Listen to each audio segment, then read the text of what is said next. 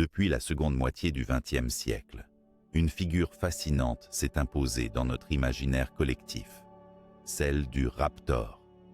Ce terme, à la fois mystérieux et évocateur, a capturé l'attention du public au point de devenir un emblème incontournable des dinosaures carnivores du Crétacé. Mais d'où vient cette figure du raptor? Comment cette image s'est-elle construite dans notre imaginaire populaire, pour ensuite être profondément bouleversée et précisée par les avancées de la paléontologie moderne? C'est cette évolution que nous allons explorer avec attention, en retraçant le cheminement de la figure du raptor, des premières évocations jusqu'à la révolution scientifique qui transforme aujourd'hui notre regard sur ces prédateurs d'exception. Le terme raptor trouve son origine dans la langue latine, signifiant « celui qui dérobe » ou « voleur ».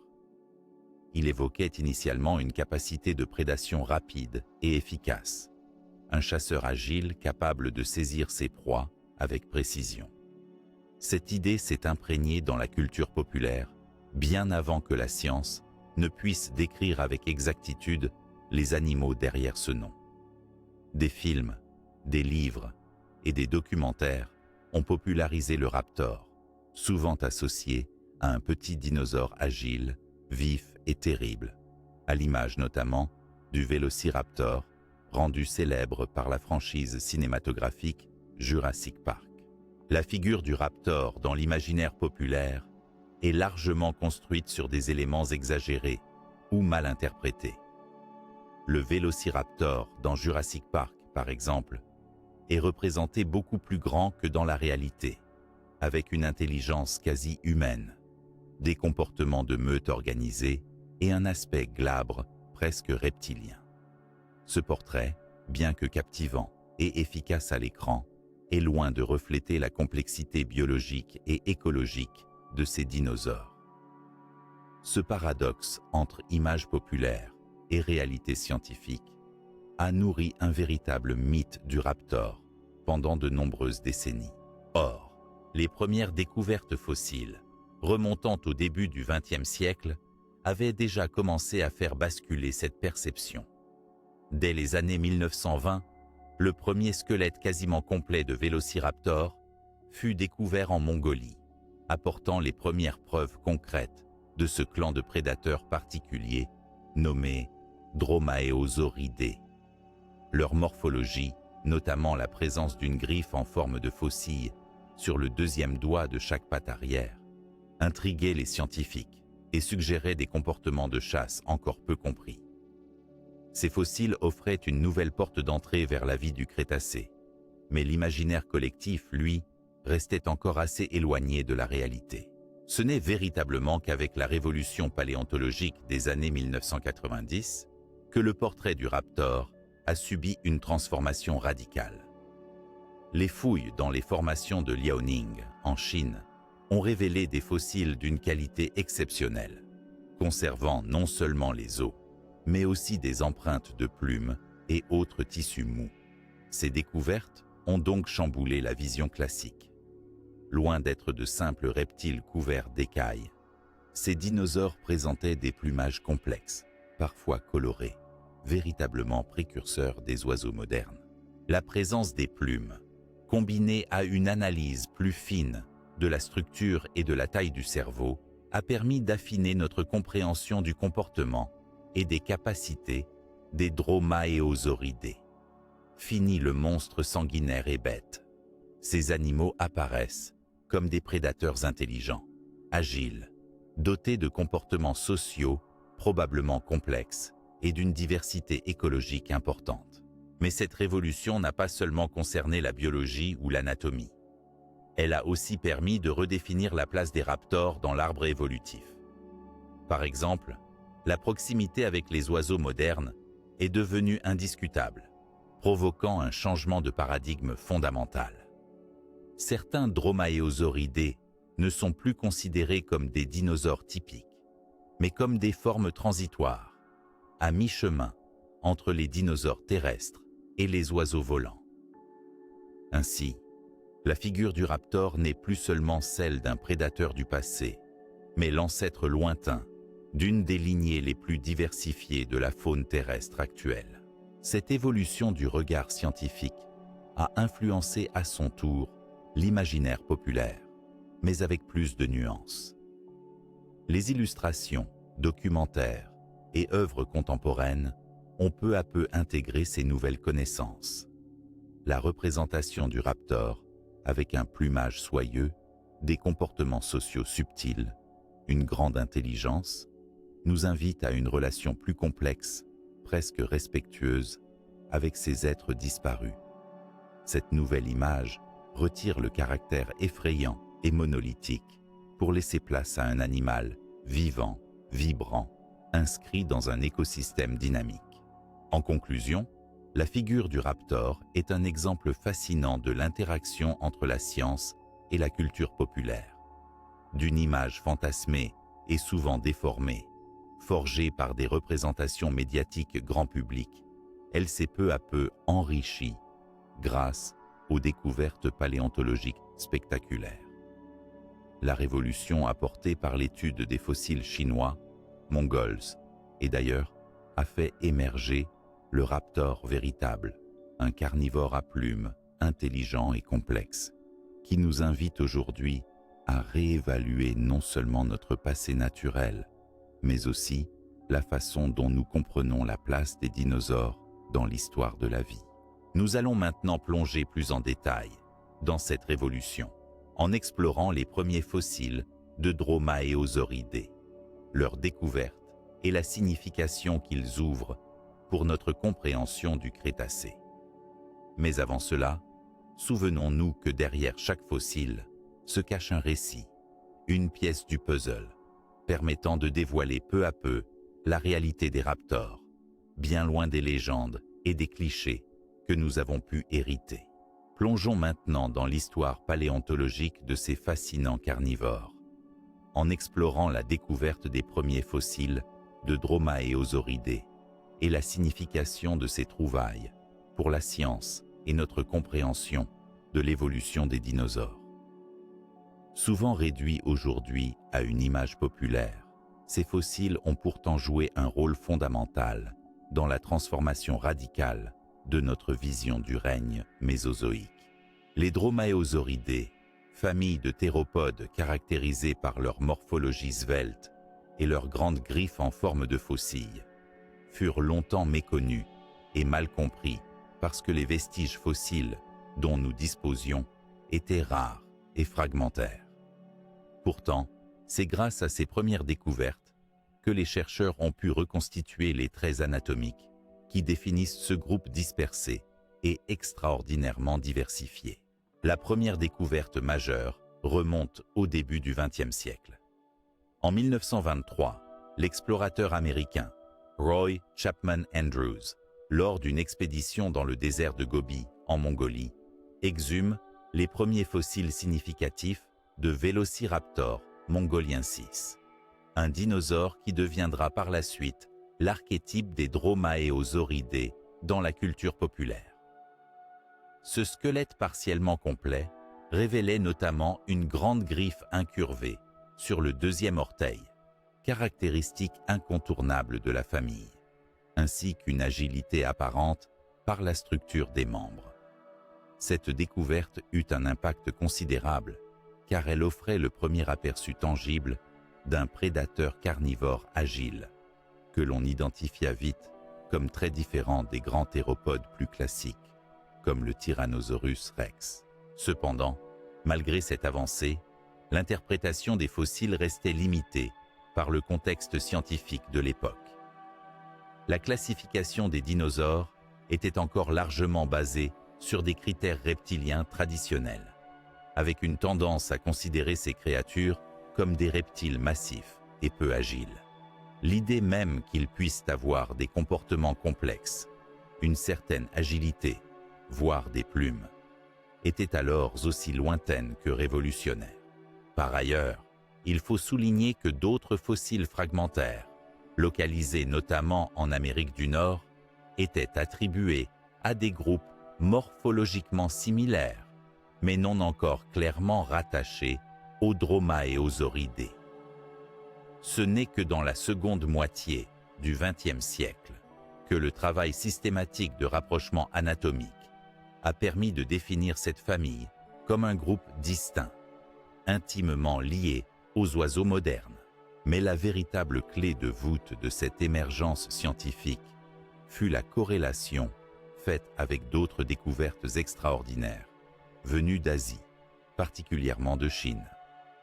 Dans les années 1990, des gisements comme ceux de Liaoning ont offert un éclairage nouveau et sans précédent grâce à la présence de fossiles montrant des empreintes fossilisées de plumes sur différents Dromaeosauridés, tels que Sinornithosaurus ou Microraptor.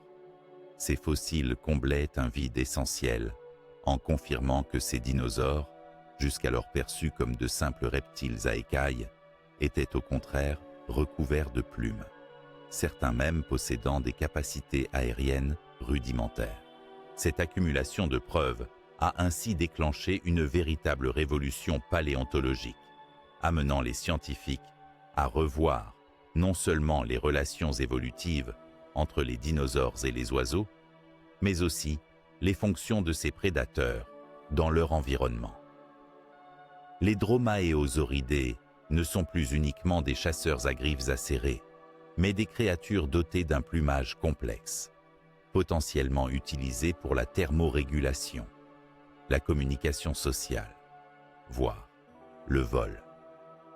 Cette double nature fascinante, à la fois prédateur terrestre redoutable et ancêtre proche des oiseaux, souligne l'importance capitale de ces premiers fossiles dans l'histoire de la paléontologie.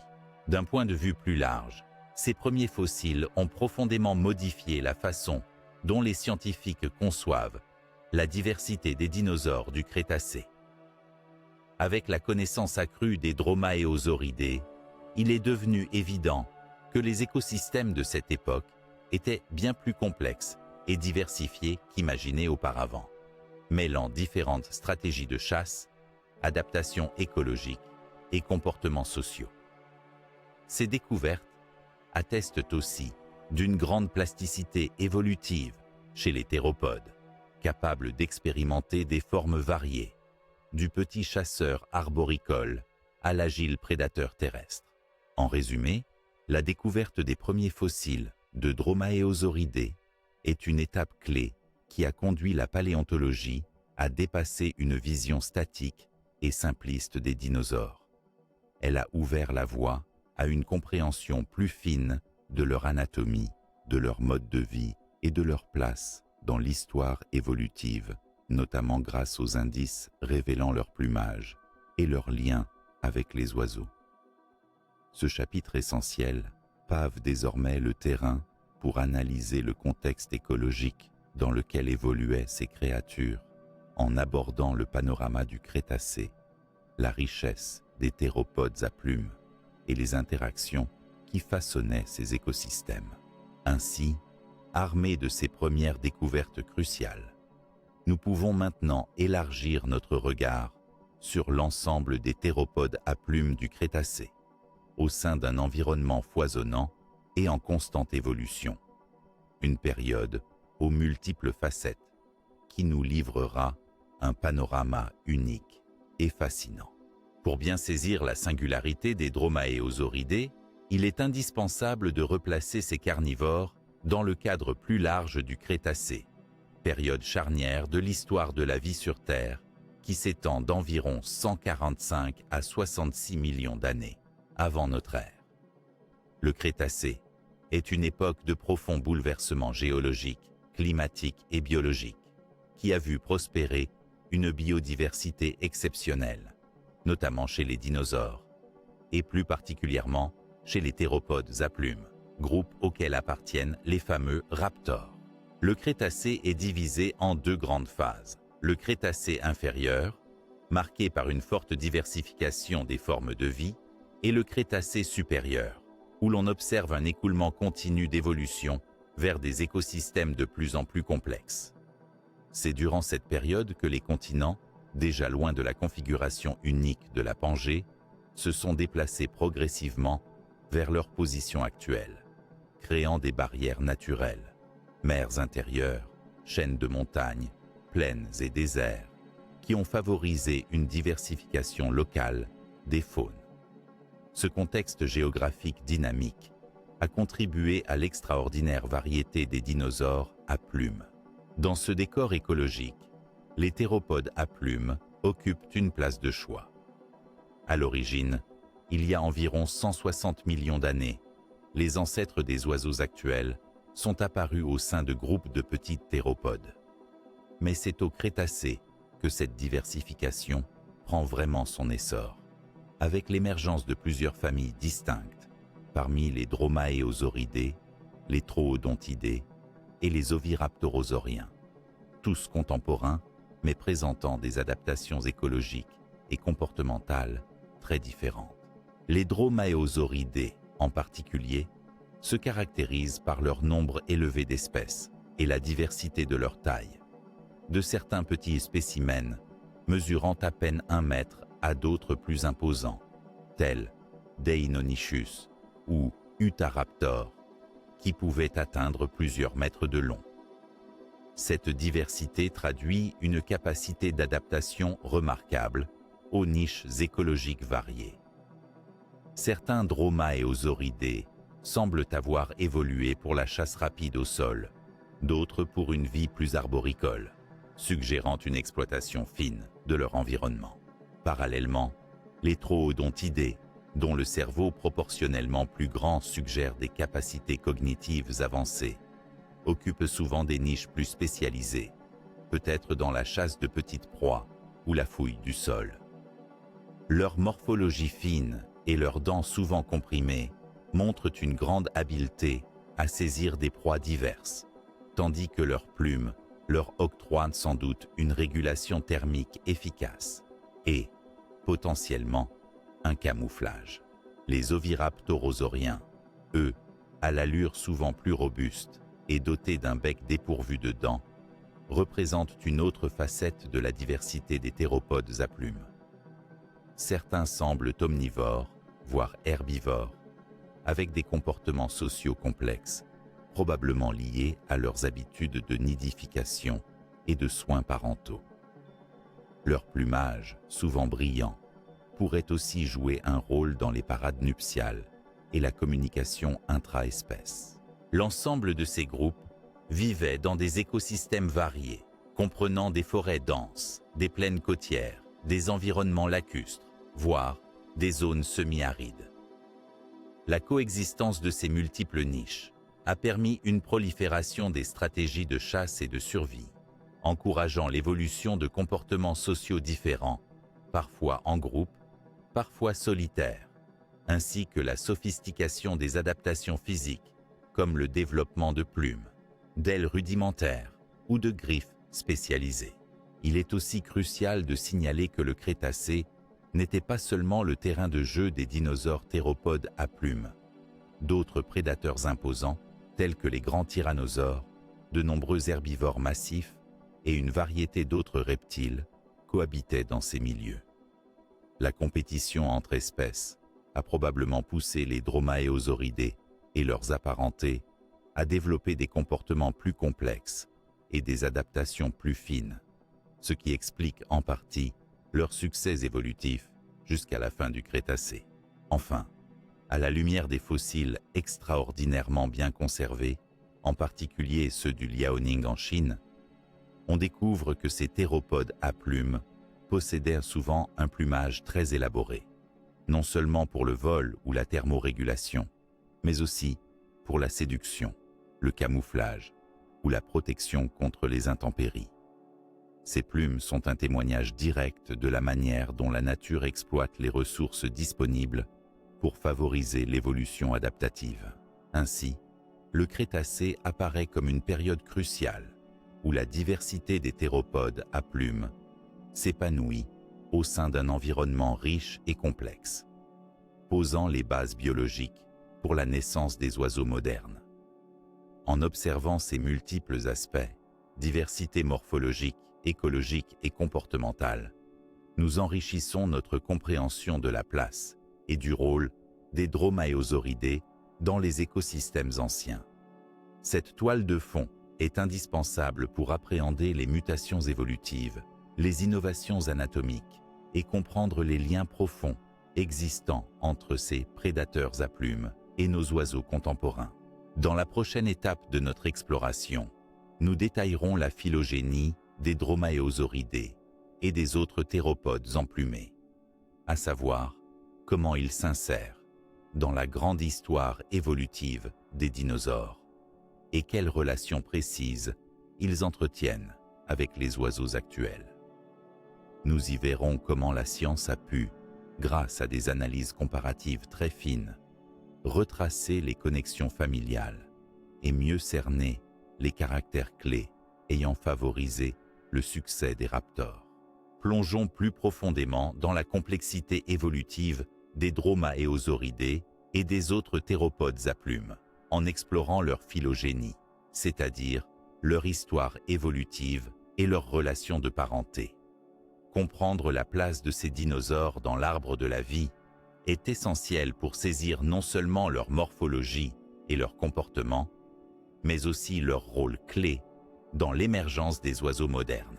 La phylogénie des dromaeosauridés s'inscrit dans un ensemble plus vaste, celui des théropodes, un clade dominé par des prédateurs bipèdes qui ont prospéré tout au long du Mésozoïque. Parmi ces théropodes, une lignée particulière, les Maniraptora, rassemble des groupes très proches de l'ancêtre commun des oiseaux, dont font partie les dromaeosauridés, les troodontidés et les oviraptorosauriens. Les dromaeosauridés, reconnaissables notamment à leurs griffes en faucilles proéminentes sur la deuxième patte arrière, forment un groupe monophylétique bien défini, c'est-à-dire qu'ils partagent un ancêtre commun exclusif. À l'intérieur de ce groupe, on trouve une diversité étonnante de formes et d'adaptations. Par exemple, le célèbre Vélociraptor se distingue par une taille relativement modeste et des adaptations au mode de chasse terrestre, tandis que des genres comme Microraptor possèdent des plumes sur les 4 membres, leur conférant une capacité partielle au vol ou au planeur. Cette diversité soulève une question passionnante sur l'évolution des plumes. Étaient-elles initialement conçues pour le vol, ou ont-elles d'abord servi d'autres fonctions, comme l'isolation thermique, la parade ou la communication visuelle? La phylogénie aide à répondre à cette question, en positionnant ces dinosaures sur un continuum évolutif, où les plumes apparaissent progressivement, passant de simples structures isolantes à des systèmes aérodynamiques complexes. Les troodontidés, très proches des dromaeosauridés, dans l'arbre évolutif, se distinguent par des traits crâniens et cérébraux indiquant une puissance cognitive poussée, ainsi que par des membres longs et graciles, adaptés à une vie agile, peut-être arboricole. Leur inclusion dans le groupe des Maniraptora témoigne de la convergence de nombreuses caractéristiques liées au plumage et au comportement. Quant aux oviraptorosauriens, connus pour leur bec caractéristique et souvent dépourvus de dents, ils occupent également une place particulière. Leur morphologie et leur comportement souvent liés à la protection des nids et aux soins parentaux suggèrent que leurs plumes jouaient un rôle fondamental dans la communication et les parades sexuelles. Leur phylogénie démontre qu'ils sont cousins éloignés des dromaeosauridés, partageant néanmoins plusieurs caractéristiques plumulaires et squelettiques.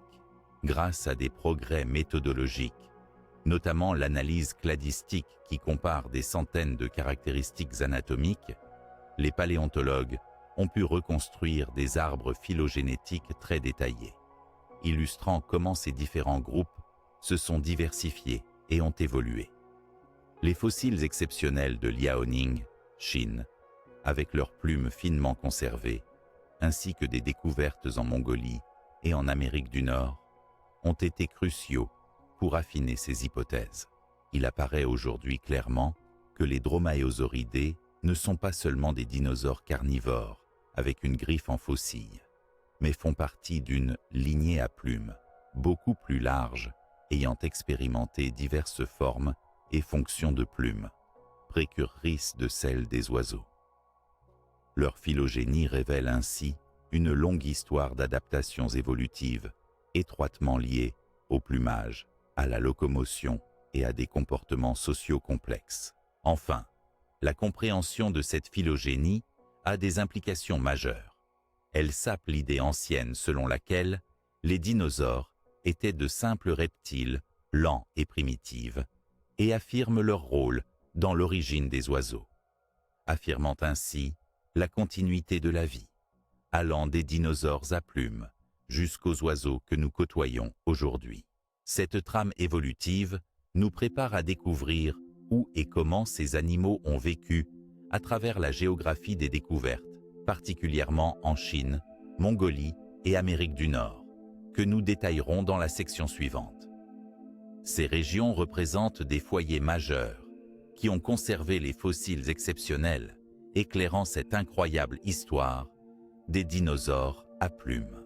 Pour mieux comprendre la diversité et l'évolution des dromaéosauridés, ainsi que des autres théropodes à plumes, il est fondamental d'examiner la géographie des découvertes fossiles, ces témoins essentiels qui ont éclairé notre connaissance depuis les régions reculées de l'Asie jusqu'aux vastes plaines de l'Amérique du Nord. Chaque site fossilifère majeur a apporté son lot de précieux indices, parfois inattendus, venus révolutionner notre vision des raptors et de leurs cousins emplumés. La Chine, en particulier la province du Liaoning, occupe aujourd'hui une place prépondérante dans l'étude des dinosaures à plumes. Découvert dans les années 1990, le gisement de Liaoning est exceptionnel par la qualité et la variété des fossiles qu'il recèle, dont beaucoup présentent des empreintes détaillées de plumes. Ces fossiles, parfaitement conservés dans des schistes sédimentaires, ont fait apparaître pour la première fois la complexité et la diversité du plumage chez les dromaéosauridés, notamment des genres emblématiques comme Sinornithosaurus, Microraptor, mais aussi d'autres groupes proches. Cette région a largement contribué à retisser l'histoire évolutive des dinosaures à plumes, démontrant que la présence de plumes était bien plus ancienne et répandue que ce que l'on pensait. Au-delà des dromaéosauridés, ces sites ont aussi livré des fossiles de troodontidés, d'oviraptorosauriens et d'oiseaux primitifs, révélant un écosystème riche et varié.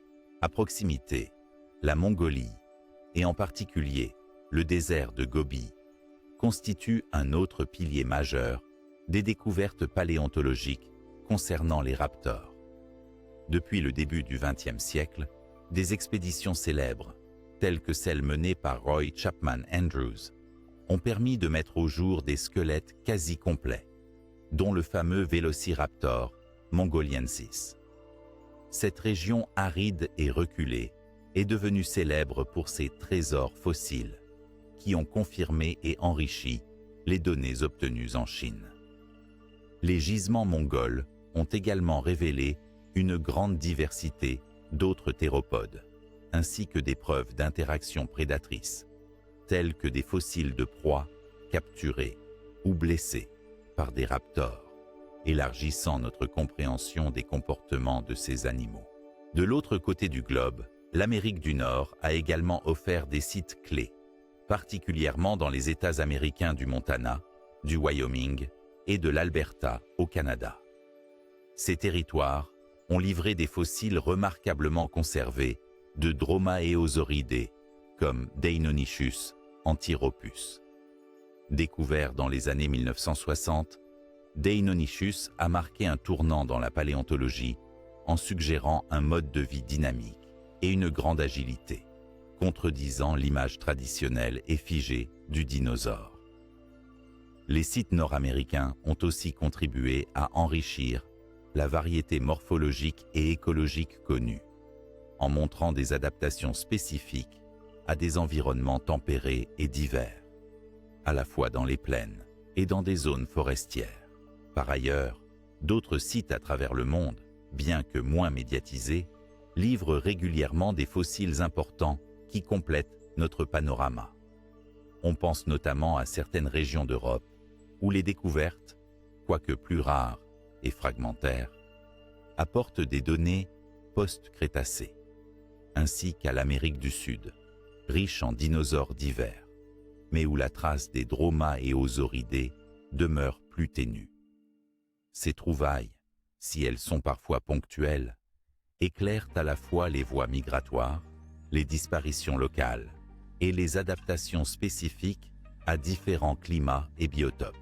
L'étendue géographique de ces gisements témoigne également de l'importante dispersion des raptors et de leurs alliés à travers le globe durant le Crétacé. Leur présence sur plusieurs continents montre qu'ils ont su coloniser un large éventail d'habitats, des forêts humides aux paysages semi-arides, ce qui explique aussi leur grande diversification morphologique et comportementale. Enfin, cette répartition planétaire des sites clés a permis aux chercheurs d'établir des comparaisons fines entre espèces contemporaines ou proches dans le temps, afin d'identifier les convergences évolutives, les divergences écologiques ou encore les échanges floristiques et fauniques liés au mouvement des masses terrestres et au changement climatique. Ainsi, la géographie des découvertes est bien plus qu'un simple inventaire des lieux de fouille. Elle est la toile de fond indispensable qui permet de comprendre le contexte biogéographique des dromaéosauridés et des autres théropodes à plumes. C'est en explorant ces différents terrains, en croisant les découvertes de Chine, de Mongolie, d'Amérique du Nord et d'ailleurs, que la paléontologie moderne est parvenue à reconstituer le portrait d'une famille de prédateurs aussi mobile que complexe, dont la diversité et la sophistication continuent de nous fasciner. Dans la suite de notre exploration, nous approfondirons l'étude morphologique de ces dromaéosauridés, en analysant leur taille, leurs proportions, ainsi que la diversité corporelle, qui témoigne à la fois d'une évolution adaptative et d'une multiplication des niches écologiques exploitées par ces animaux incroyables. Approfondissons maintenant notre connaissance des dromaéosauridés à travers une étude morphologique détaillée, en mettant l'accent sur leur taille, leurs proportions et la diversité corporelle remarquable qui caractérise ce groupe si singulier de théropodes à plumes. Cette analyse est essentielle pour comprendre comment ces animaux ont pu s'adapter à différents modes de vie et niches écologiques au sein des environnements du Crétacé. Les dromaéosauridés forment un ensemble extrêmement varié en termes de morphologie et de dimension, ce qui constitue l'un des facteurs clés expliquant leur succès évolutif. Leur taille oscillait de petits spécimens d'à peine 1 mètre de longueur, comme Microraptor ou Chanag, jusqu'aux formes les plus imposantes, telles que Utahraptor, qui pouvaient atteindre jusqu'à 6 mètres, voire plus, de long. Cette amplitude considérable dans la taille corporelle démontre une capacité d'adaptation à des rôles écologiques très différenciés. De petits chasseurs agiles dans les fourrés ou les arbres, à de grands prédateurs terrestres, pouvant s'attaquer à des proies de taille moyenne à grande. Concernant les proportions, les dromaéosauridés possèdent des corps élancés, robustes mais légers, optimisés pour la rapidité et l'agilité.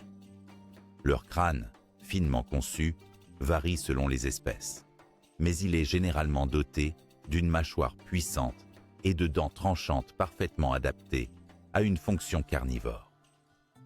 Beaucoup d'espèces présentent un museau étroit qui facilite la capture rapide de petits animaux, tandis que d'autres possèdent un crâne plus large, suggérant une alimentation plus généraliste, voire une spécialisation dans des proies plus grandes, ou un régime alimentaire mixte. Les membres antérieurs des dromaéosauridés témoignent d'une grande diversité. Bien que tous soient dotés de griffes acérées, la longueur, la courbure et la robustesse des avant-bras varient fortement.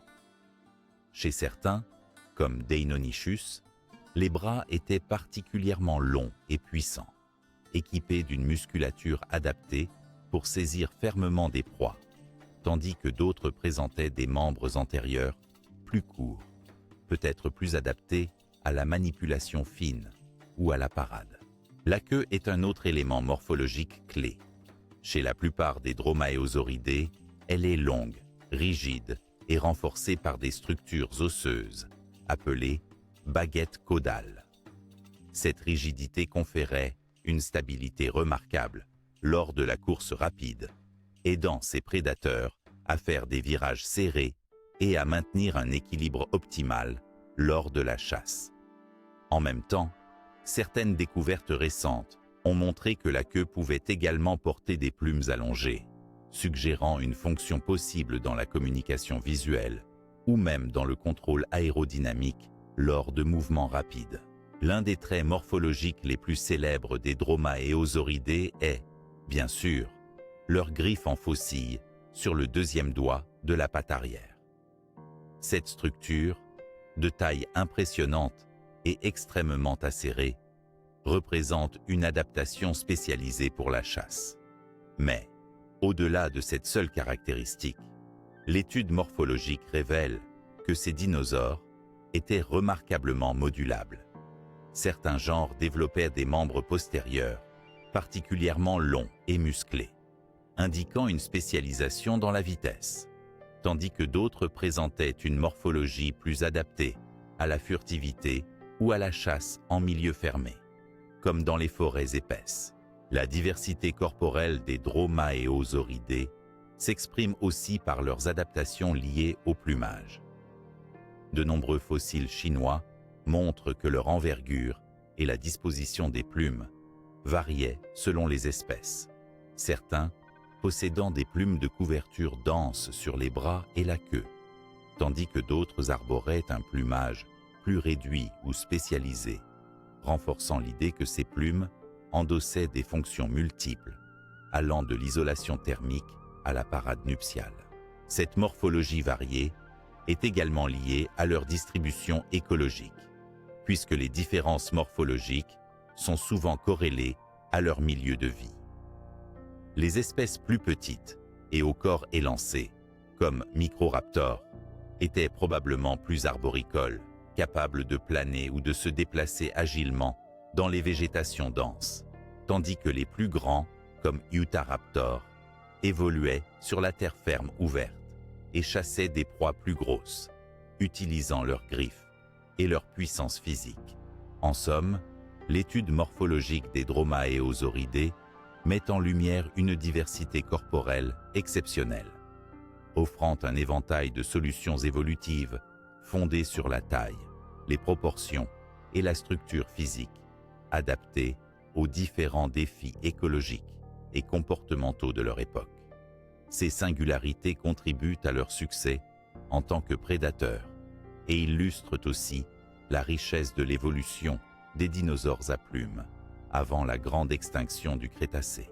Ce panorama pose les bases pour une exploration approfondie des structures particulières qui caractérisent ces animaux, en commençant par leur système unique de griffes, à la fois redoutables armes de chasse et objets fascinants pour la compréhension de leur mode de vie. Nous nous pencherons donc maintenant sur l'analyse fonctionnelle, les formes et les adaptations des griffes des dromaeosauridés, pour mieux appréhender la formidable efficacité de ces prédateurs atypiques.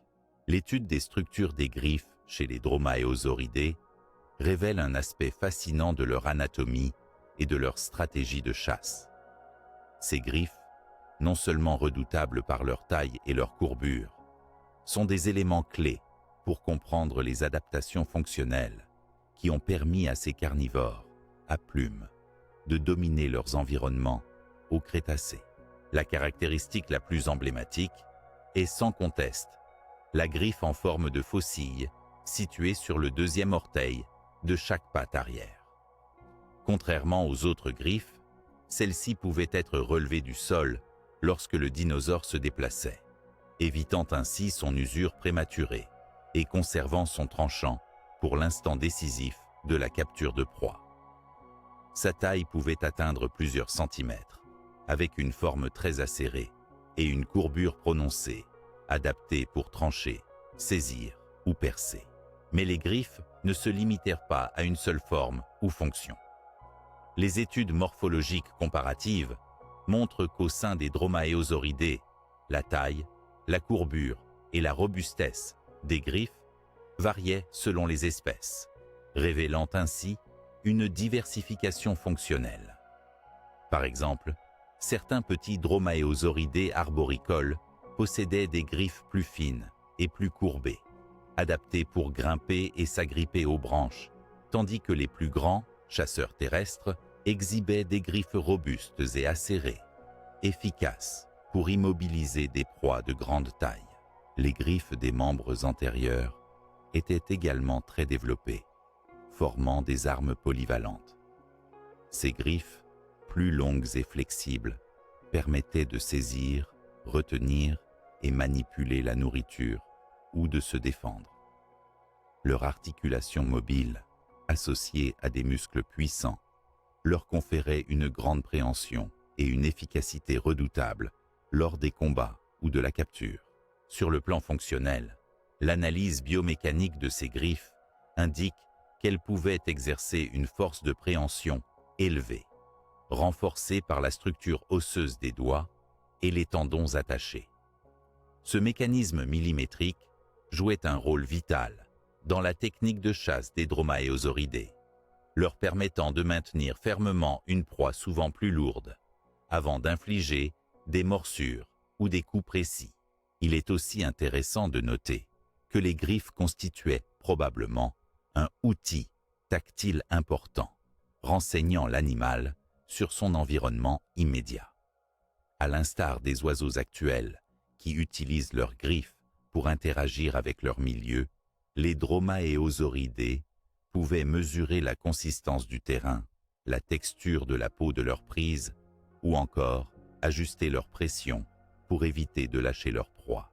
Certaines hypothèses récentes suggèrent que la forme et la disposition des griffes pouvaient également jouer un rôle dans les comportements sociaux, notamment lors des parades ou des combats pour la dominance. Des griffes ornementales, aux contours parfois accentués par des tissus kératiniques, auraient pu servir à exhiber la force ou la santé à des rivaux ou des partenaires potentiels. Enfin, la comparaison avec les griffes d'autres théropodes à plumes révèle des convergences intéressantes, soulignant que cette fonction de préhension et de saisie a été un moteur important dans l'évolution des dinosaures maniraptoriens. Ces structures ont évolué en étroite corrélation avec le développement du plumage et l'émergence de comportements complexes, formant un ensemble intégré d'adaptations. Ainsi, les griffes des dromaeosauridés ne sont pas uniquement des armes tranchantes, mais des organes multifonctionnels, alliant force, précision et sensibilité. Leur forme et leurs adaptations reflètent non seulement une histoire évolutive riche, mais aussi la diversité des modes de vie et des stratégies de chasse qui ont rendu ces prédateurs si redoutables et fascinants dans les écosystèmes du Crétacé.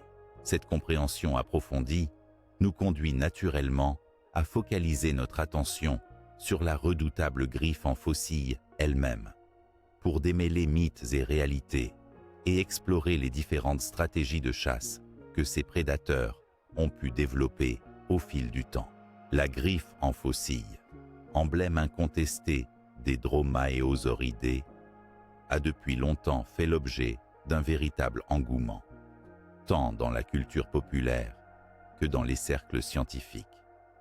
Plongeons au cœur de cet organe fascinant afin de démêler les mythes qui l'entourent, dévoiler la réalité anatomique et fonctionnelle et explorer les stratégies de chasse potentielles qui s'en dégagent. Dans l'imaginaire collectif, popularisé notamment par les films de la saga Jurassic Park, la griffe en faucille est souvent représentée comme une arme meurtrière, utilisée comme un poignard, capable de trancher la gorge des proies avec une précision et une férocité exceptionnelles. Les raptors y sont dépeints comme des prédateurs redoutables, capables de sauter sur leurs victimes en brandissant ses griffes pour infliger des blessures fatales. Cette représentation, bien que spectaculaire, est largement exagérée sur plusieurs plans. Sur le plan anatomique, si la griffe en faucille du deuxième orteil est effectivement longue, tranchante et capable d'être relevée hors du sol pour éviter son usure, les forces exercées par cette griffe lors de la chasse ont été réexaminées à travers diverses méthodes d'analyse biomécanique et paléoécologique. Ces études suggèrent que la griffe n'était probablement pas utilisée comme un poignard perforant puissant, mais plutôt comme un outil polyvalent adapté à la saisie, à la fixation, voire à l'immobilisation de proies vivantes. Par exemple, la griffe en faucille pourrait avoir servi à accrocher fermement une victime, tandis que le Dromaeosauridé utilisait ses puissantes mâchoires pour infliger les morsures mortelles. Certains chercheurs avancent aussi l'hypothèse que la griffe, du fait de sa forme incurvée et de sa mobilité, pouvait contribuer à grimper ou à s'accrocher, non seulement à la proie, mais aussi dans des environnements complexes comme les arbres. Ce qui rejoint l'idée que certains petits Dromaeosauridés étaient au moins partiellement arboricoles. Une autre hypothèse passionnante est que la griffe pouvait être employée pour donner des coups tranchants à la surface de la peau ou des muscles de la proie, infligeant des lacérations douloureuses qui s'infectaient rapidement, affaiblissant ainsi la victime avant la prédation finale. Ce scénario suggère une stratégie de chasse plus subtile, combinant vitesse, agilité et usage stratégique des armes naturelles, plutôt qu'une attaque frontale explosive. Les analyses fonctionnelles incluent également la comparaison avec les griffes de rapaces actuels, tels que les aigles ou les faucons, qui utilisent des serres puissantes non seulement pour tuer, mais aussi pour tenir fermement leur proie en vol ou lors de la chasse. Cette analogie souligne que la griffe en faucille aurait pu jouer un rôle similaire, en complément des capacités locomotrices et sensorielles de ces dinosaures. Enfin, il est important de souligner que la griffe était également un outil social et ornemental. Des traces d'usure variables sur les griffes fossiles suggèrent que certains individus l'utilisaient plus dans le cadre de comportements intraspécifiques, tels que les combats territoriaux ou les parades nuptiales, que dans la chasse elle-même. Ceci donne une image multifonctionnelle de la griffe, reflet de la complexité comportementale des Dromaeosauridés. Ainsi, le mythe du raptor brandissant une griffe redoutable pour achever instantanément ses proies ne saurait rendre justice à la richesse fonctionnelle de cette adaptation. En réalité, la griffe en faucille est un outil complexe, à la croisée de la chasse, de l'agilité locomotrice et de la communication sociale. En explorant ces différentes facettes, nous remportons une image plus nuancée, plus proche de la réalité anatomique et écologique, nous permettant de mieux comprendre les stratégies que ces prédateurs à plumes ont pu développer. Ce regard éclairé prépare le terrain pour découvrir plus en détail leur plumage, dont la diversité et les fonctions viennent compléter cette caméra sombre, révélant des aspects encore plus étonnants de leur biologie et de leur comportement. Le plumage des raptors constitue l'une des révélations les plus spectaculaires et transformantes de la paléontologie moderne. Alors que pendant longtemps les dinosaures étaient imaginés comme de simples reptiles écailleux, les découvertes de fossiles à Liaoning, en Chine, et ailleurs ont démontré que de nombreux théropodes, et en particulier les Dromaeosauridés, étaient couverts de plumes. Ces preuves fossiles sont non seulement essentielles à la compréhension de leur apparence, mais aussi des fonctions multiples que ces plumes pouvaient remplir. Les fossiles du Liaoning ont joué un rôle décisif grâce à leur extraordinaire état de conservation. Ces gisements ont révélé des squelettes accompagnés d'empreintes détaillées de plumes, allant de simples filaments primitifs à des structures complexes similaires à celles des oiseaux modernes. Des espèces telles que Microraptor gui Sinornithosaurus milleni ou encore Anchiornis huxleyi présentent sur leurs membres antérieurs, leurs pattes postérieures et parfois sur la queue des plumes asymétriques disposées en éventail, permettant d'envisager des capacités aérodynamiques, même si certaines espèces étaient probablement incapables de voler véritablement. Le plumage le plus primitif observé chez certains dromaeosauridés se caractérise par des protoplumes, des filaments simples, parfois ramifiés, qui évoquent la première étape de l'évolution des plumes. Ces structures servaient principalement à l'isolation thermique, mais pouvaient déjà jouer un rôle visuel dans la communication sociale ou les parades nuptiales. Cette fonction d'affichage est appuyée par la présence probable de pigments, identifiés par des techniques récemment développées d'analyse chimique, révélant des couleurs variées, allant du noir profond au roux ou au jaune. Chez Microraptor, par exemple, la présence de plumes longues et symétriques sur les deux paires de membres a conduit certains chercheurs à suggérer une forme primitive de vol ou de planeur, permettant des déplacements entre les arbres. Cette configuration, unique dans le règne animal, témoigne de l'extraordinaire diversité adaptative des plumes chez les dromaeosauridés, mettant en lumière une complexité comparable à celle des premiers oiseaux. Les études de morphologie comparée ont montré que les plumes de la queue, particulièrement chez des genres comme Velociraptor, formaient un éventail rigide qui pouvait servir à des fins d'équilibre et de maniabilité lors de la course, ou même à des fonctions de parade visuelle. Les plumes de couverture, en plus de protéger des intempéries, amélioreraient aussi l'isolation thermique, préservant la chaleur corporelle dans des environnements parfois froids ou variables. Le plumage des raptors n'était donc pas uniforme, tandis que certains arboraient des plumes légères et mobiles favorisant l'agilité, d'autres présentaient un duvet plus dense et moelleux, adapté à la régulation de la température. Des différences selon l'âge, le sexe, voire la saison peuvent aussi être envisagées, en s'inspirant des comportements des oiseaux actuels. La reconstruction de ces plumes repose sur une observation minutieuse et technique, combinant l'étude des fossiles, la modélisation informatique et l'analyse des structures microscopiques. Ces derniers ont permis de dépasser les apparences, révélant par exemple la présence de mélanosomes, les organites pigmentaires qui renseignent sur la couleur possible du plumage. Ainsi, les raptors ne se réduisaient pas uniquement à des prédateurs sombres et menaçants. Leurs plumes pouvaient être aussi colorées que celles des oiseaux d'aujourd'hui, ouvrant la porte à une vision bien plus riche de ces animaux. Cette découverte a révolutionné notre façon d'imaginer ces dinosaures. Plutôt que de monstres à peau rugueuse et écailleuse, les raptors apparaissent comme des créatures dynamiques, évoluées et ornées d'un plumage varié, qui jouaient un rôle clé dans leur survie, leur reproduction et leur interaction avec l'environnement.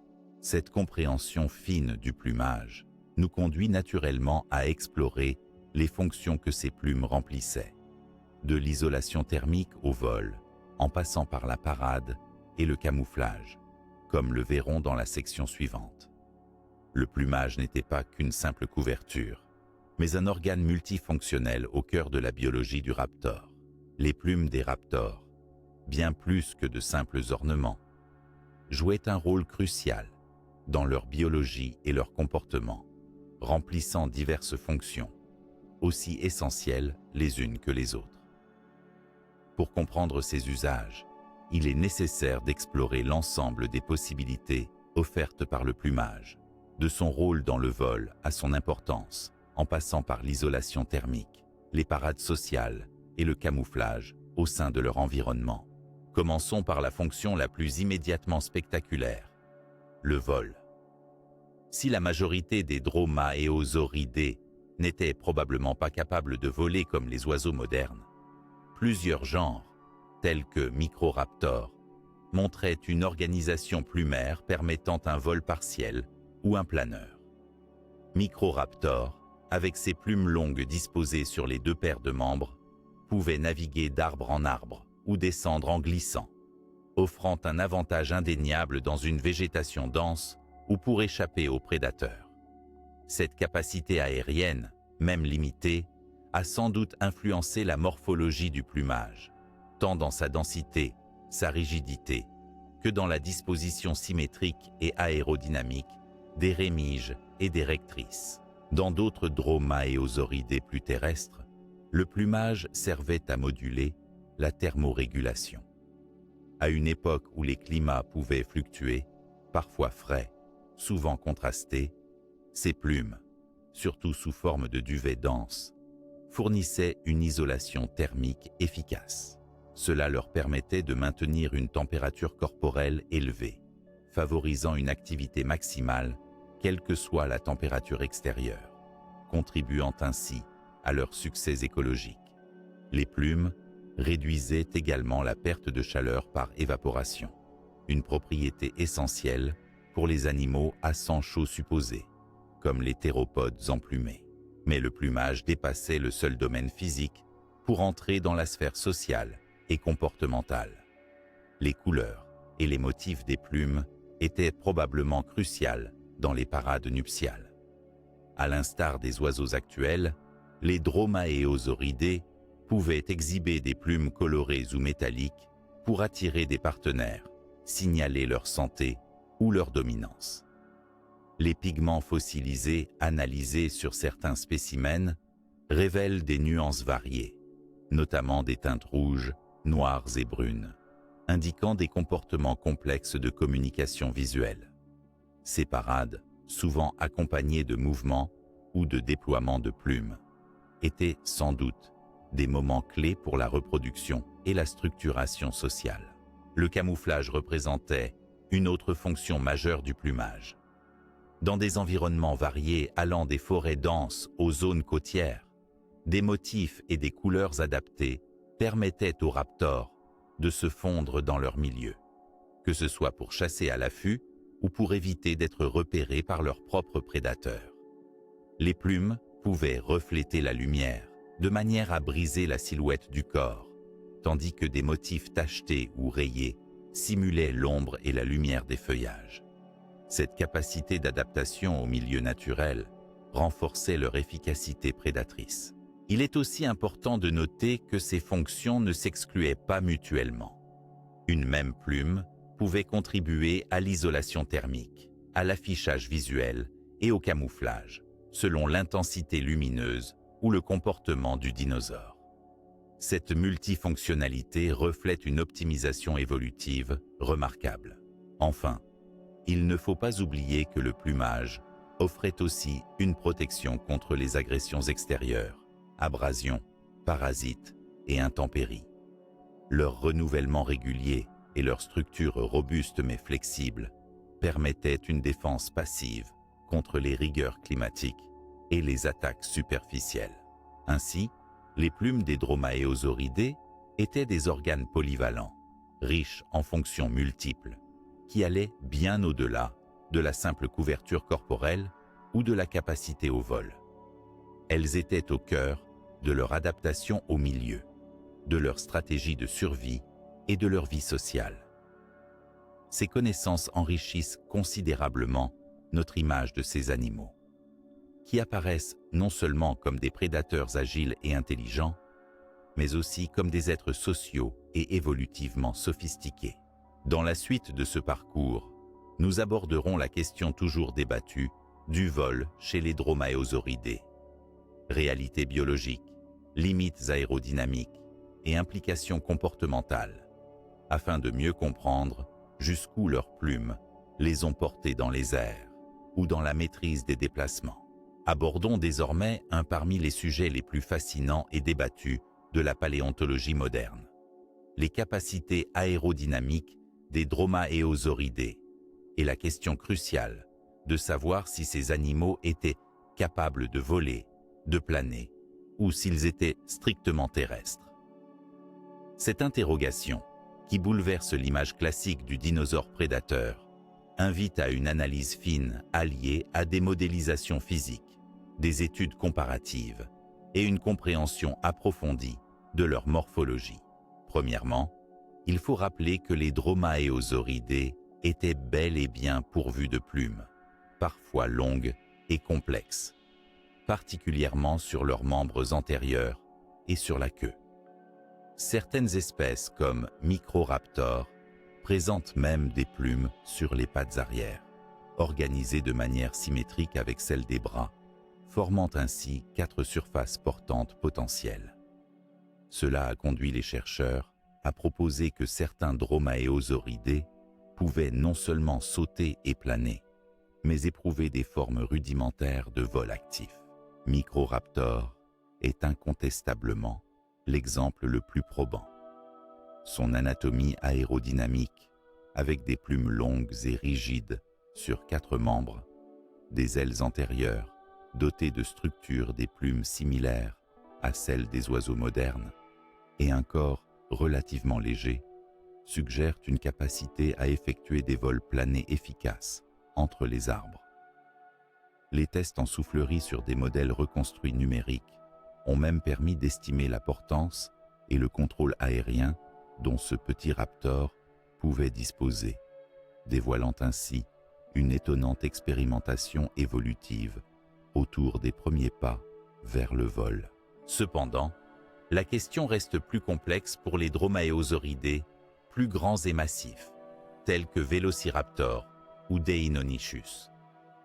Leur taille corporelle et leur masse, combinées à leur structure osseuse, ne favorisent pas un vol actif soutenu. Ces espèces semblent plutôt adaptées à une vie terrestre, même si leur plumage sur les membres antérieurs suggère une fonction liée au vol, peut-être dans le cadre de parades ou de manœuvres d'équilibre lors de déplacements rapides et agiles. L'analyse biomécanique et aérodynamique met en lumière que les longs bras emplumés de ces espèces pouvaient aider à augmenter la stabilité et la maniabilité pendant la course, comme un gouvernail naturel. Cette aide aérodynamique pouvait être cruciale pour maintenir l'équilibre lors des virages serrés et des sauts, ainsi que pour l'expression comportementale, notamment les parades nuptiales, suggérant que les plumes jouaient un rôle plus social que locomoteur. À l'inverse, de multiples indices indiquent que la majorité des dromaeosauridés se déplaçaient exclusivement au sol. Leur morphologie des os pelviens est postérieure, la masse musculaire puissante ainsi que la disposition des griffes forment un ensemble optimisé pour la chasse et la rapidité au sol.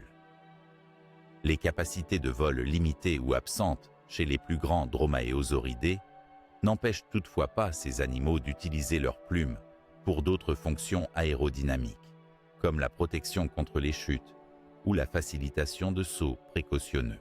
Ainsi, il semble que l'évolution du vol s'inscrit dans une gamme d'adaptations progressives, partant de simples protoplumes destinées à l'isolation, jusqu'à des surfaces portantes complexes, capables de générer une portance pour déboucher, chez certains groupes, vers le vol actif. Les dromaeosauridés illustrent cette trajectoire évolutive, embrassant des étapes variées et diverses.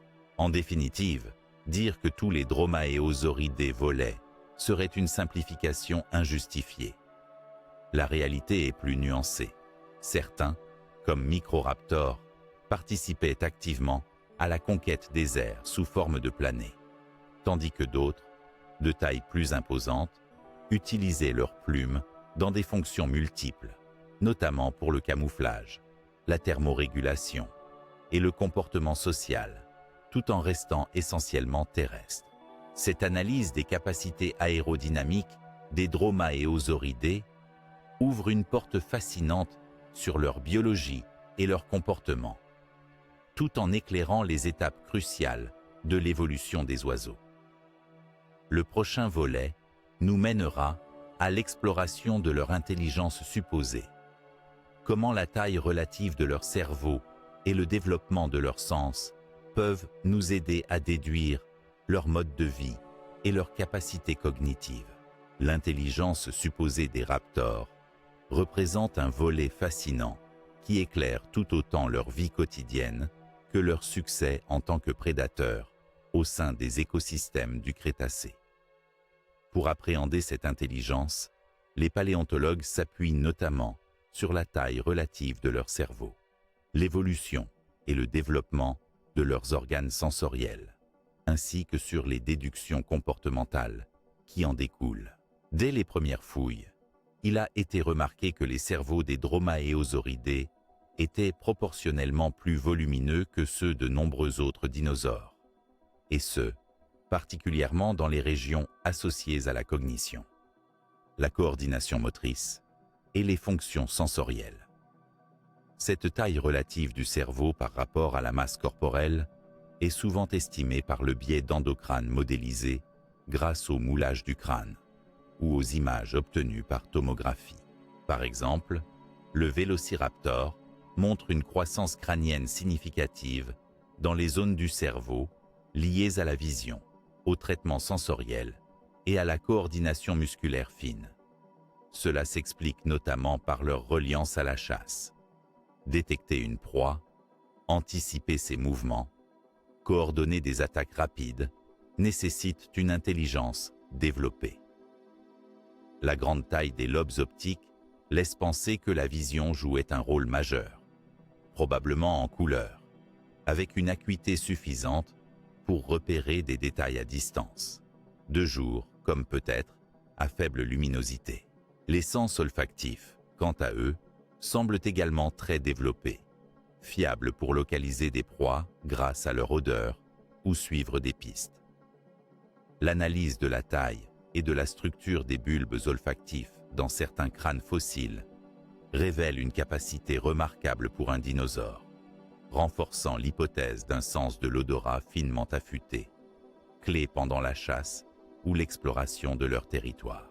Les oreilles internes et la structure de l'audition suggèrent en outre que ces animaux percevaient des sons dans une large gamme de fréquences, ce qui aurait favorisé la communication entre individus et l'alerte en cas de danger imminent. Des signaux sonores, que ce soit des cris, des grognements ou des chants, pourraient donc avoir fait partie de leur répertoire comportemental. Ces éléments sensoriels, couplés à la taille relative du cerveau, trahissent un comportement sophistiqué. En effet, les paléontologues déduisent, à partir des preuves fossiles et des analogies avec les oiseaux modernes, que les dromaéosauridés pouvaient adopter des stratégies de chasse élaborées, comme l'embuscade, la traque coordonnée, voire la chasse en groupe. La capacité à apprendre, à mémoriser des comportements ou des territoires, voire à élaborer des interactions sociales complexes, semble plausible. Certains fossiles témoignent aussi de comportements sociaux ou de soins parentaux, ce qui est un indicateur indirect de l'intelligence. La nécessité de s'organiser entre individus, d'élever les jeunes et de se protéger les uns les autres laisse envisager des capacités cognitives au-delà de la simple survie individuelle. En somme, les dromaéosauridés présentent un tableau d'animaux à l'intelligence avancée pour des dinosaures, combinant sens affûtés, cerveau relatif volumineux et comportements complexes.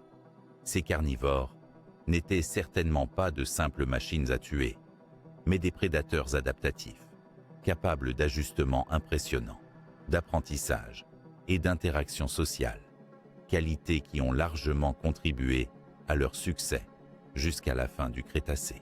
La complexité cognitive des raptors prépare le terrain pour s'interroger sur leur organisation sociale. Vivaient-ils en groupe structuré ou préféraient-ils la solitude? Cette question, passionnante et encore en débat, fera l'objet de notre prochaine exploration. L'organisation sociale des raptors constitue une question centrale pour comprendre leur comportement, leur mode de vie et la dynamique de leur écologie.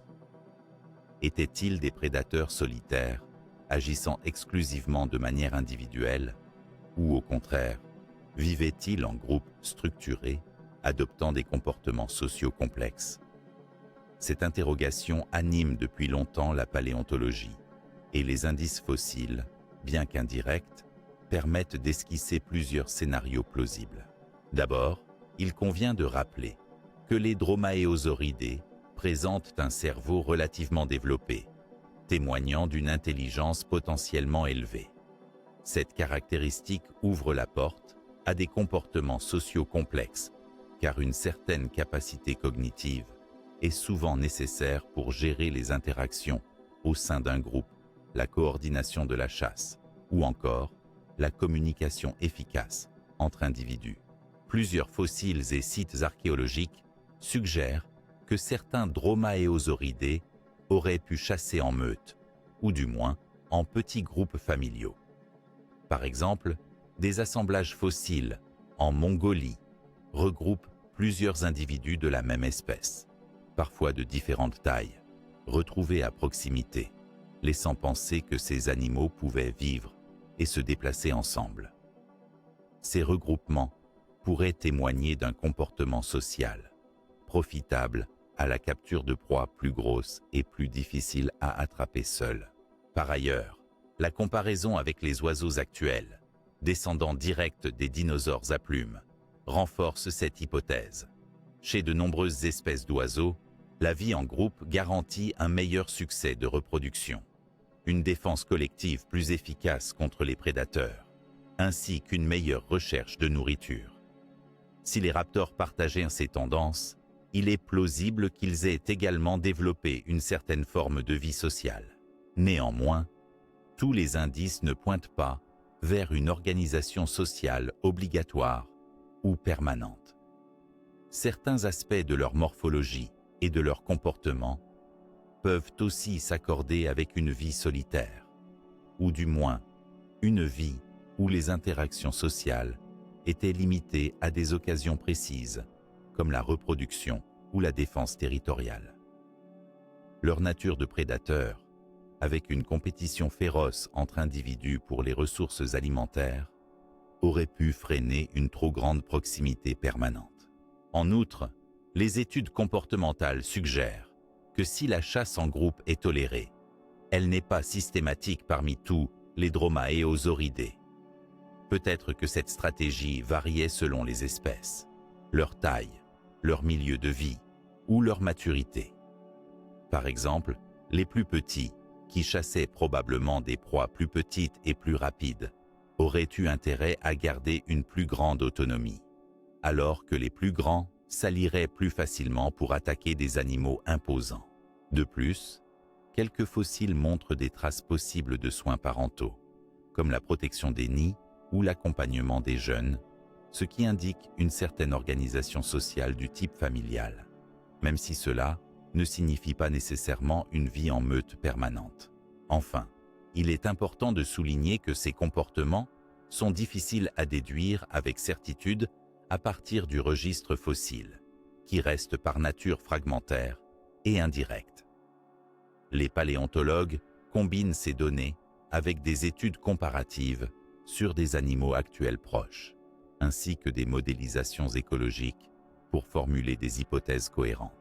En résumé, il apparaît que les raptors ne se résumaient pas à de simples prédateurs solitaires. Ils disposaient probablement d'une flexibilité comportementale, capable d'adopter des modes de vie variables selon les circonstances. Vie en groupe pour certaines phases ou espèces, chasse coordonnée occasionnelle, voire échanges sociaux autour de la reproduction et de la protection des petits. Cette hypothèse embrasse la complexité de leur écologie et nous invite à imaginer ces prédateurs comme des animaux intelligents, adaptatifs et sociaux, bien loin de la caricature du solitaire bestial.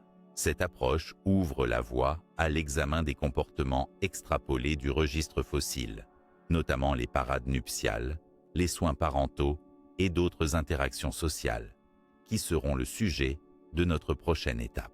Les comportements sociaux des raptors, notamment les parades nuptiales et les soins parentaux, sont aujourd'hui au cœur des recherches paléontologiques. Ces comportements, difficiles à observer directement dans le registre fossile, peuvent être extrapolés avec prudence grâce à des indices anatomiques, des comparaisons avec les oiseaux modernes et quelques fossiles remarquablement bien conservés. Les parades nuptiales correspondent à des rituels de séduction visant à attirer un partenaire et assurer la reproduction. Chez les raptors, le plumage jouait un rôle central dans ces manifestations. Les fossiles du Liaoning ont révélé des plumes colorées et parfois brillantes, susceptibles d'avoir été utilisées pour impressionner des congénères. Ces plumes pouvaient être déployées ou vibrer lors de démonstrations visuelles, à la manière des paons actuels, avec des éventails de plumes caudales ou des amas sur les membres antérieurs, servant à communiquer force et santé. Les structures osseuses, laissant apparaître des attaches musculaires développées sur les membres, pourraient indiquer aussi une gestuelle complexe, accompagnant ces parades, combinant mouvements agiles et postures spécifiques. Ces éléments suggèrent que la séduction chez les raptors n'était pas une simple question de taille ou de férocité physique, mais un mélange subtil d'attributs visuels et de comportements amplifiant leur attractivité. Par ailleurs, les soins parentaux chez les dromaeosauridés peuvent être déduits de plusieurs observations. Tout d'abord, des nids fossilisés ont été découverts, certains incluant des embryons et des juvéniles, parfois associés à des restes d'adultes. Ces sites révèlent que les raptors construisaient des nids protecteurs et les surveillaient activement. La présence d'adultes côte à côte avec leurs petits indique que les soins ne se limitaient pas à la ponte, mais se prolongeaient par l'incubation, la protection contre les prédateurs et l'aide à la recherche de nourriture. Certaines analyses squelettiques montrent aussi une croissance rapide des juvéniles, compatible avec une prise en charge parentale, visant à accélérer leur développement pour assurer leur survie dans un environnement concurrentiel et dangereux. Cette croissance rapide nécessitait une alimentation adaptée et un environnement stable, indiquant implicitement des comportements d'élevage soignés. D'autres indices comportementaux sont suggérés par la présence d'ornements et de structures sur les fossiles, laissant penser aux interactions complexes entre individus. Par exemple, le déploiement du plumage durant des phases spécifiques, potentiellement lors de la reproduction, reflète des comportements sociaux élaborés, nécessaires pour renforcer les liens entre partenaires ou les hiérarchies sociales. Cela pourrait inclure des rituels de dominance, des combats ritualisés ou des démonstrations d'attachement au sein du groupe familial. Il est également plausible que certains signes vocaux aient accompagné ces comportements. Bien que le registre fossile ne conserve pas les vocalisations, l'anatomie des cavités pharyngées et des os du cou laisse entrevoir la possibilité d'un éventail de sons variés, destinés à la communication dans le cadre social. En résumé, malgré la fragilité des preuves directes, l'ensemble des données paléontologiques actuelles compose un tableau de raptors socialement sophistiqués. Leur reproduction impliquait des parades nuptiales visuelles et gestuelles, des soins actifs aux jeunes, et vraisemblablement une communication complexe entre individus.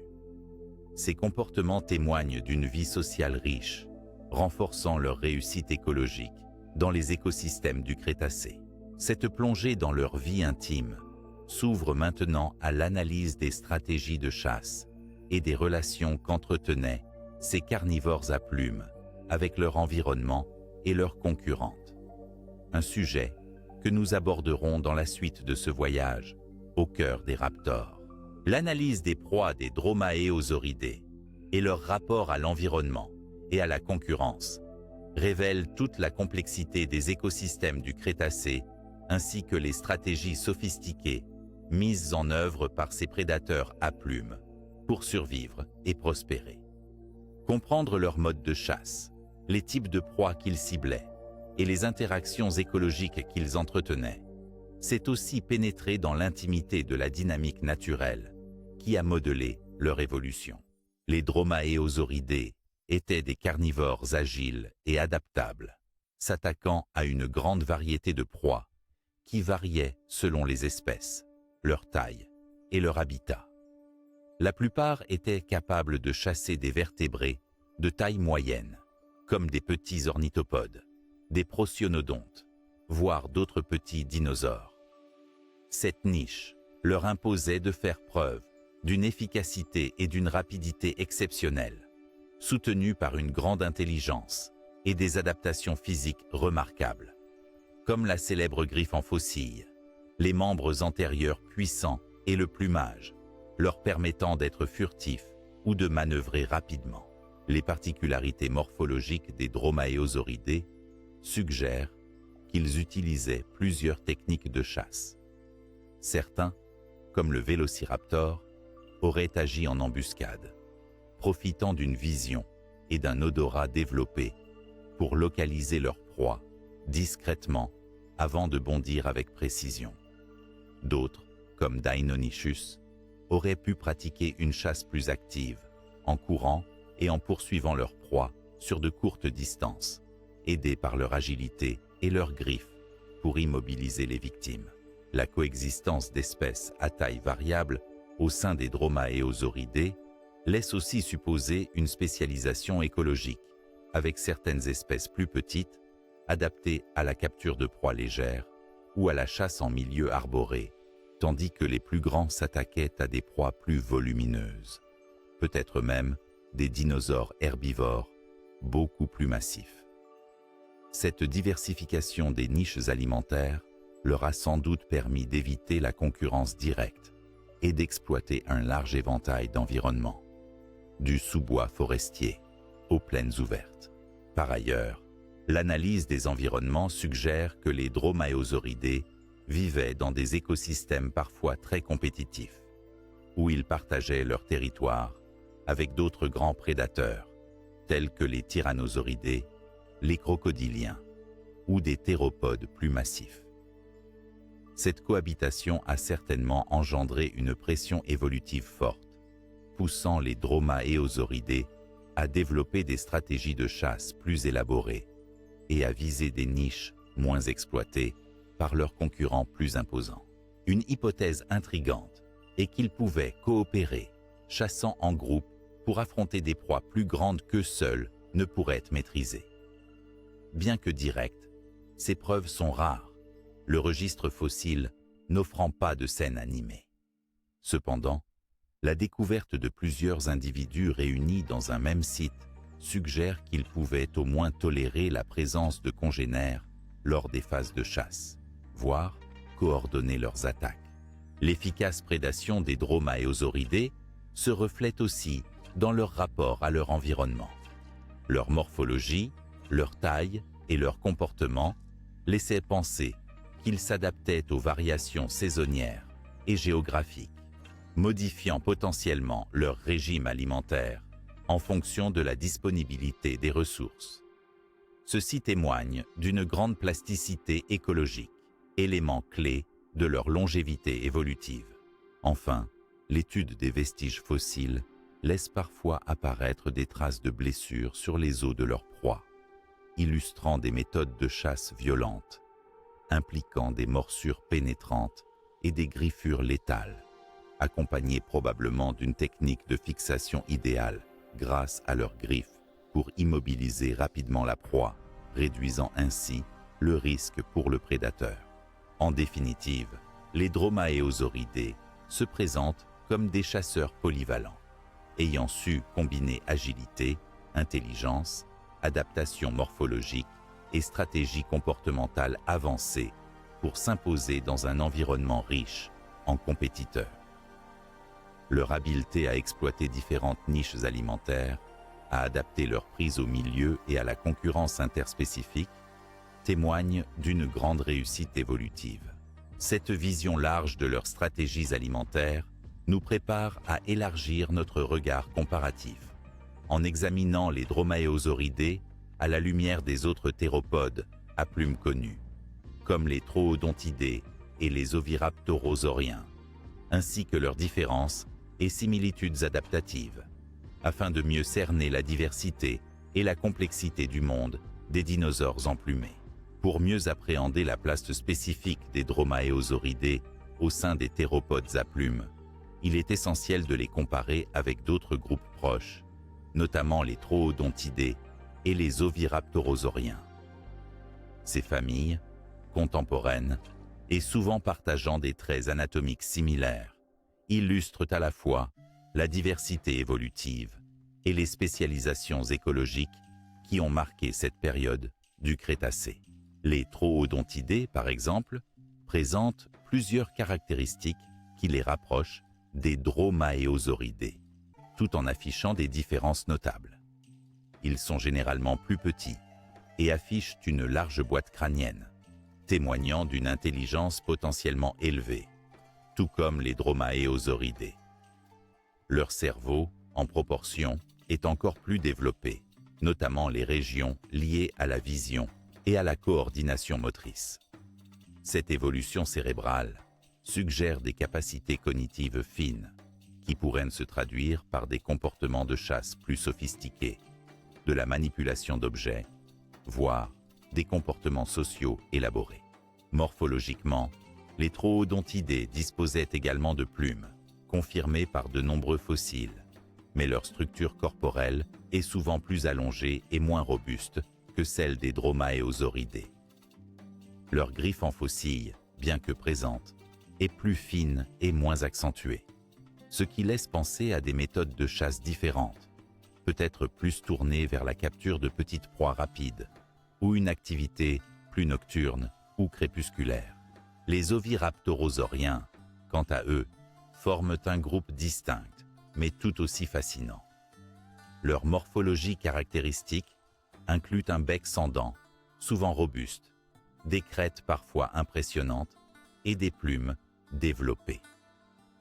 Beaucoup étaient probablement omnivores, exploitant différentes sources alimentaires, ce qui contraste avec les dromaeosauridés qui figuraient parmi les prédateurs carnivores spécialisés.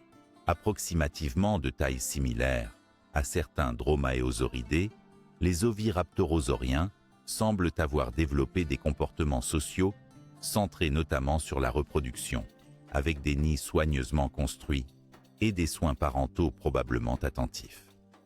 Leur plumage jouait un rôle certain dans la parade sexuelle, grâce à des couleurs vives et des formes sophistiquées, fournissant des signes visuels destinés à attirer les partenaires. Par ailleurs, bien que tous soient couverts de plumes, la structure et la composition du plumage entre ces groupes varient.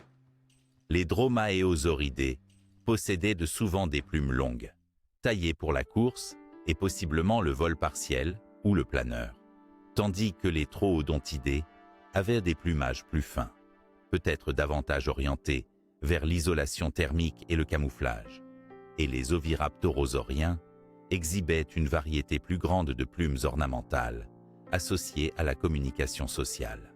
Sur le plan évolutif, la comparaison de ces groupes montre qu'ils partagent un ancêtre commun relativement récent, mais qu'ils ont divergé pour occuper des niches écologiques différentes. Cette diversification reflète l'extraordinaire plasticité évolutive des maniraptors, capables de s'adapter à une large gamme de modes de vie, tout en conservant des traits ancestraux communs, notamment une biomécanique optimisée pour la bipédie, une intelligence développée et l'utilisation du plumage sous de multiples formes. Enfin, leur coexistence dans certains environnements du Crétacé, comme ceux du Liaoning ou du désert de Gobi, souligne la complexité des écosystèmes anciens et l'équilibre fragile entre compétition et spécialisation. Cette richesse faunistique explique en partie le succès évolutif de ces groupes, qui ont contribué à poser les bases de l'essor des oiseaux modernes.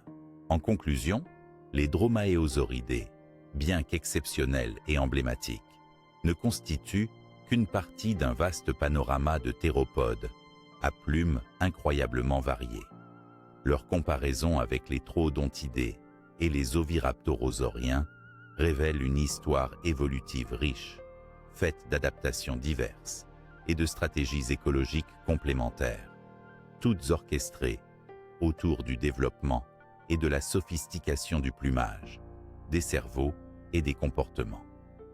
Cette diversité précède directement la naissance des oiseaux, à laquelle ces lignées sont généalogiquement très proches. Cette perspective comparative jette un éclairage nouveau sur le visage pluraliste des dinosaures emplumés et prépare naturellement la scène pour aborder, dans la suite de ce parcours, l'importance des grands gisements chinois, en particulier Liaoning, qui ont révolutionné notre vision de ces animaux. Les grands gisements de Chine, et en particulier ceux situés dans la province du Liaoning, constituent une véritable révolution dans la compréhension des dromaeosauridés et plus largement des dinosaures à plumes. Découverts dans les années 1990, ces sites ont offert des fossiles exceptionnellement bien conservés, parfois incroyablement détaillés, qui ont bouleversé les paradigmes établis jusque-là, tant en paléontologie qu'au sein de l'imaginaire collectif. Les formations du Liaoning, notamment les schistes de la formation Yixian et Jiufotang, ont permis de retrouver un grand nombre de squelettes complets, ou presque, où se distinguent non seulement les os, mais aussi des restes mous, comme les plumes, les empreintes de peau, voire des colorations indiquant la présence de pigments. Ce niveau de conservation, rarissime à l'échelle mondiale, a mis en lumière la complexité du plumage, en dévoilant toute une gamme de types de plumes, allant des simples filaments à des structures complexes, semblables à celles des oiseaux modernes. Parmi les découvertes emblématiques du Liaoning, le petit genre Microraptor constitue un exemple phare. Ce raptor miniature possédait une double paire d'ailes, aux bras et aux pattes arrière, ornées de longues plumes symétriques, indiquant une capacité possible à planer, voire à voler sur de courtes distances. Cette découverte a non seulement donné une nouvelle image de la diversité écologique des dromaeosauridés, mais elle a aussi démontré que le vol chez les dinosaures à plumes est apparu sous diverses formes et à plusieurs reprises dans l'évolution. Un autre fossile remarquable est celui du Sinornithosaurus, un dromaeosauridé plus grand et vraisemblablement plus terrestre, dont les empreintes de plumes et la morphologie suggèrent une couverture plumée dense, jouant un rôle dans la thermorégulation et la communication sociale. Ce fossile illustre parfaitement la transition entre les dinosaures carnivores à plumes et les premiers oiseaux, soulignant le continuum évolutif entre ces groupes. Le Liaoning a également livré des fossiles de troodontidés et d'oviraptorosauriens, révélant la richesse et la complexité des communautés de théropodes à plumes. L'abondance des espèces, associée à la diversité des niches écologiques qu'elles occupaient, témoigne d'un écosystème exceptionnellement riche où ces animaux cohabitaient, se livrant à des interactions complexes de compétition, prédation et coopération. Ces découvertes ont profondément transformé les conceptions traditionnelles qui voyaient auparavant les dinosaures théropodes comme des reptiles écailleux, lourds et peu agiles. Le Liaoning a imposé une vision nouvelle où les dinosaures à plumes étaient agiles, souvent colorés, capables d'un large éventail de comportements sociaux et écologiques sophistiqués. Les avancées méthodologiques rendues possibles par ces fossiles, telles que la microscopie électronique permettant de détecter l'organisation des mélanosomes et donc d'inférer les couleurs, ou la tomographie 3D pour reconstruire la morphologie cérébrale, ont renforcé cette révolution scientifique. Elles permettent aujourd'hui de restituer des aspects du style de vie, du comportement et même des capacités sensorielles de ces dinosaures disparus. Enfin, le succès du Liaoning dans la médiatisation a contribué à une appropriation populaire et culturelle de ces découvertes. Des images précises et scientifiquement exactes de raptors à plumes, éloignés des caricatures hollywoodiennes, ont progressivement émergé, redéfinissant le rapport du grand public aux dinosaures. Ainsi, les gisements du Liaoning incarnent un véritable tournant dans l'histoire des sciences naturelles, offrant une fenêtre unique sur un passé lointain et vivant, où les raptors à plumes n'étaient plus de simples créatures de légende, mais des organismes complexes, adaptatifs et étroitement liés à la lignée des oiseaux modernes. Ce coup de projecteur majeur nous invite maintenant à nous déplacer vers d'autres sites majeurs, notamment les trésors fossiles du désert de Gobi, en Mongolie, qui apportent eux aussi leurs pierres à l'édifice de notre compréhension. Situé au cœur de l'Asie centrale, le désert de Gobi est l'un des territoires les plus arides et les plus hostiles de la planète. Mais paradoxalement, il abrite certains des trésors paléontologiques les plus précieux pour la compréhension des dinosaures du Crétacé, en particulier des dromaeosauridés.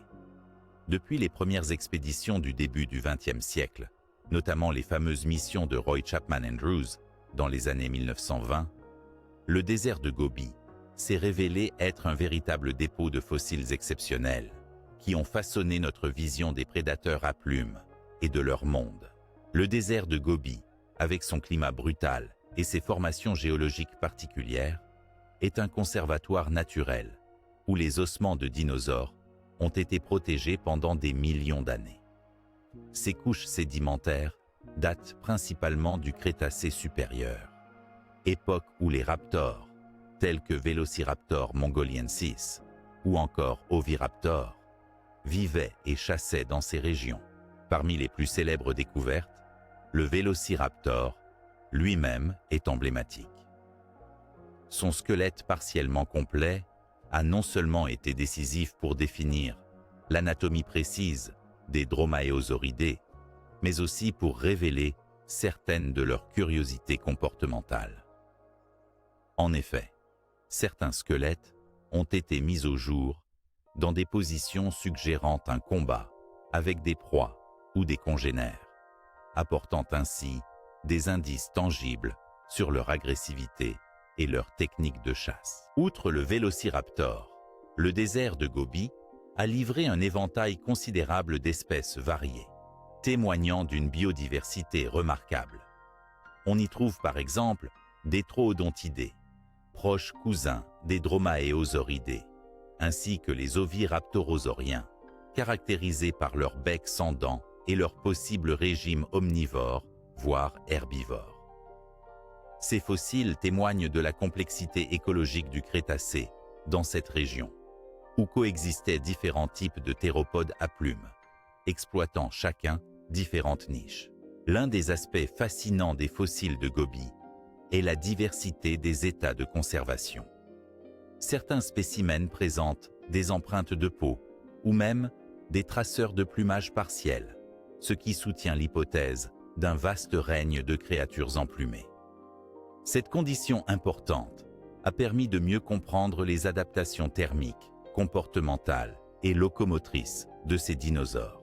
Les fossiles du désert de Gobi ont également permis de rivaliser avec ceux découverts en Chine en termes de temps et de variété, complétant ainsi le puzzle géographique et évolutif des dromaeosauridés. La synergie entre ces deux gisements majeurs a permis aux chercheurs de tracer la dispersion géographique, l'évolution et les interactions des raptors dans différents environnements et sous diverses pressions écologiques. De plus, le désert de Gobi, par sa richesse, a stimulé la collaboration internationale et le développement de méthodologies avancées en paléontologie. Les techniques de fouilles systématiques, la radiographie, la tomographie et les analyses isotopiques appliquées à ces fossiles ont permis de révéler des détails morphologiques fins et d'identifier des traces comportementales essentielles à la reconstitution complète de la vie de ces dinosaures. En résumé, le désert de Gobi est un joyau paléontologique dont les découvertes majeures, telles que les squelettes complets de Velociraptor, continuent d'alimenter la compréhension détaillée de l'anatomie, du comportement et du mode de vie des dromaeosauridés. Ces fossiles remarquables offrent une fenêtre sur un monde ancien, complexe et fascinant, contribuant à transformer notre vision des raptors et de leur évolution vers les oiseaux modernes. Dans la section suivante, nous examinerons comment ces connaissances et découvertes ont façonné l'image populaire des raptors, particulièrement à travers le prisme du cinéma, et expliquerons les origines des mythes, les erreurs véhiculées et les vérités scientifiques mises en lumière par les œuvres, comme Jurassic Park.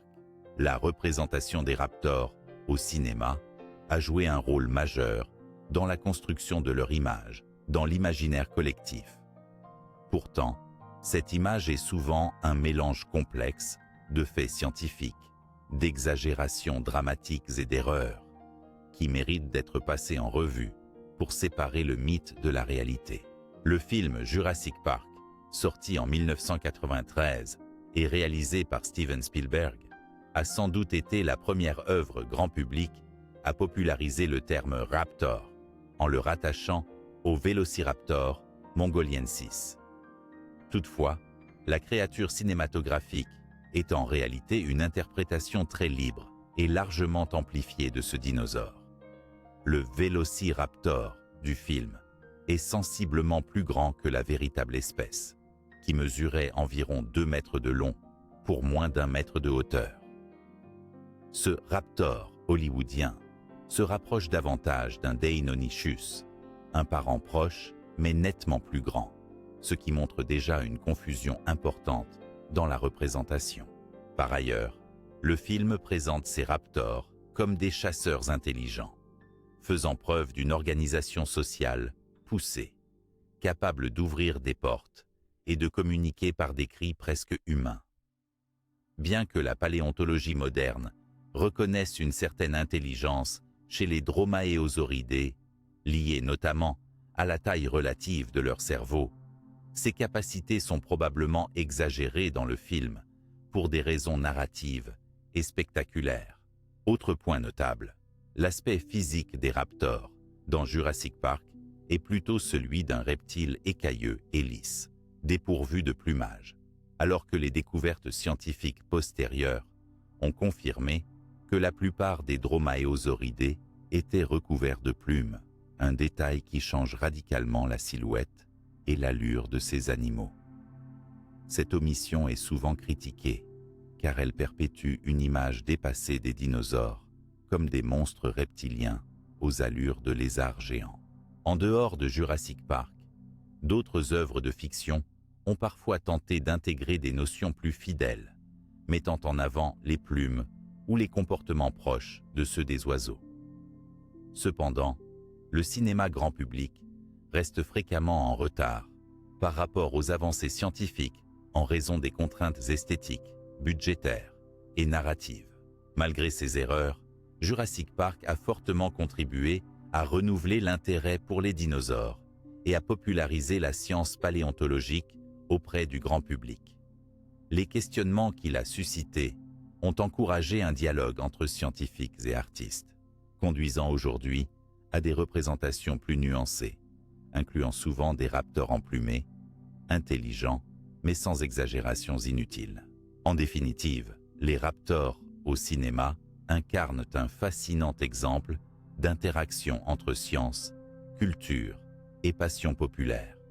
Ils montrent comment la connaissance évolue, comment les représentations artistiques influencent notre perception collective et comment le dialogue entre chercheurs et créateurs peut produire des images à la fois captivantes et scientifiquement respectueuses.